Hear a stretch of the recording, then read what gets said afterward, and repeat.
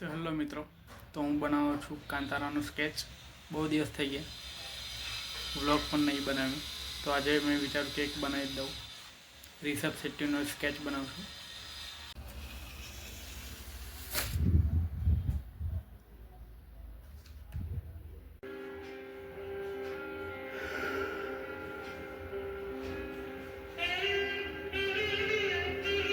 Mummy અડધું જોયું, પણ જે એમાં સીન અલગ જ છે ભાઈ, બહુ જ ખતરનાક એમ, એકદમ ફાળું.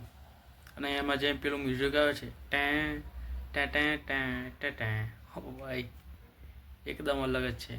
બહુ મજા આવે એમ. પહેલાંનું સ્કેચ કમ્પ્લીટ કરી લો, પછી જોઈશ આખું પિક્ચર.